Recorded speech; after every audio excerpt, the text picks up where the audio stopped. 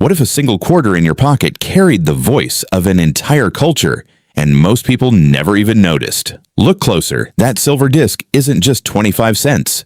It's a doorway. On one side, the familiar face of George Washington. On the other, a woman whose hair flows into the mountains of Hawaii, whose eyes seem to hold ancient knowledge, and whose name most Americans have never heard. This is the 2023 Edith Kanakaʻole Quarter, and the story it carries might change the way you look at every coin you hold. Imagine standing on the slopes of Mauna Kea.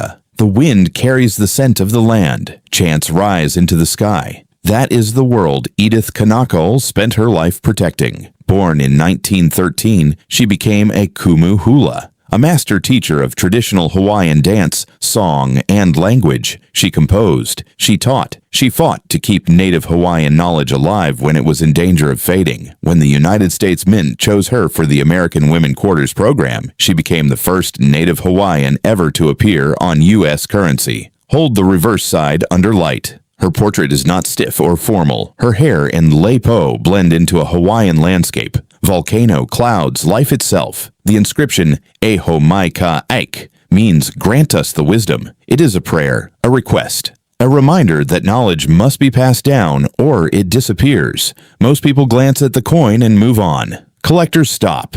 They zoom in. They feel the weight of that quiet request.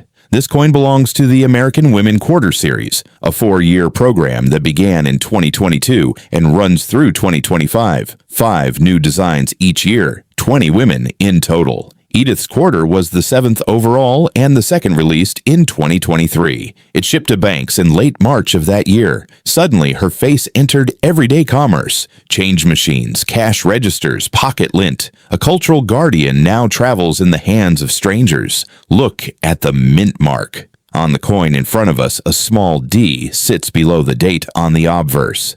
Denver. Hundreds of millions were struck there. Roughly 368 million. Philadelphia made slightly more. These are not scarce coins. They were made for circulation, yet that is exactly why they matter. A historical coin that still moves through daily life carries a different kind of power. It is not locked behind glass. It is out in the world, waiting to be noticed. Hidden details reward the patient eye. The denomination appears as 25 cents instead of the more formal $quarter used on earlier designs. The landscape behind Edith is not background decoration. It is part of her identity. Designer Emily Damstra wanted the coin to show how deeply Kanakaʻole was connected to the land near Mauna Kea. The result feels alive. Turn the coin slowly. Watch the light travel across the ridges of her hair and the slopes of the mountain. For a moment, the metal seems to breathe. Condition decides almost everything in coin collecting. A heavily worn example is still worth its face value.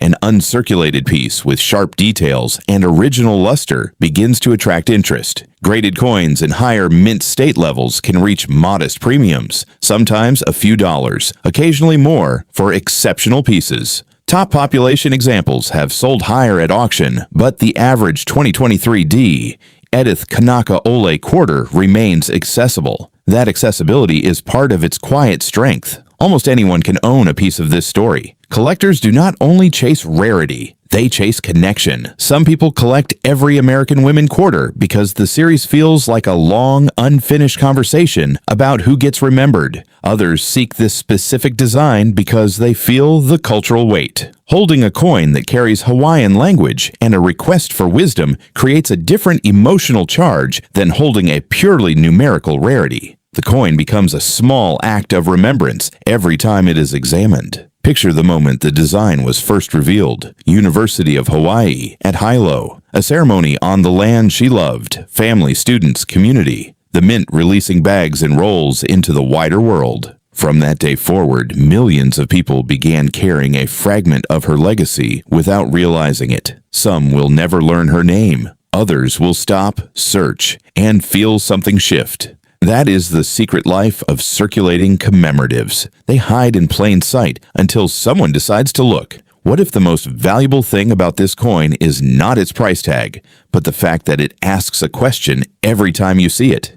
Eho mai ka ʻike. Grant us the wisdom. In a world that scrolls past everything, the coin slows you down. It invites you to wonder who else has been overlooked and what knowledge is still waiting to be passed on. Mint marks matter for the complete set. The D tells you Denver produced this example. Proof versions exist from San Francisco, struck for collectors. Silver proofs shine with a different light. But the circulating clad coins, the ones that actually spent time in pockets and registers, carry the most democratic story. They prove that history does not only live in museums. Sometimes it lives in the change you receive at the grocery store. Condition and grading remain the practical keys. Professional grading services examine strike quality, surface preservation, and eye appeal. A coin that looks average in hand can jump in desirability once it receives a high numerical grade. Yet even without plastic slabs, careful collectors examine luster, contact marks, and the clarity of Edith's features. The better the preservation, the stronger the connection to the original moment the dies struck the plancher. Coin collecting at its best is not about greed, it is about attention.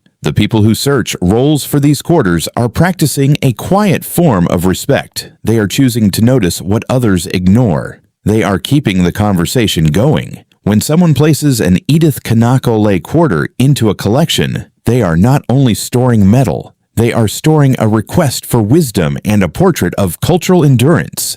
The series itself continues. More women, more designs, more stories entering circulation. Edith's coin stands among them as a reminder that representation on currency is never just symbolic. It is a public declaration that certain lives and certain knowledge systems belong in the national memory. For Native Hawaiian communities, seeing her face on a circulating coin carries meaning that numbers alone cannot capture. So here's the question that remains after the facts settle. When you hold this quarter, do you see only 25 cents? Or do you feel the weight of a culture that refused to disappear? What other stories are waiting inside the coins you pass every day without a second glance? Drop a comment and tell me. Have you found an Edith Kanakaʻole Quarter in the wild? Did you know her story before today? And if you could choose the next person to appear on a circulating coin, who would it be? The conversation continues because of people like you who stop, look closer, and refuse to let the details fade.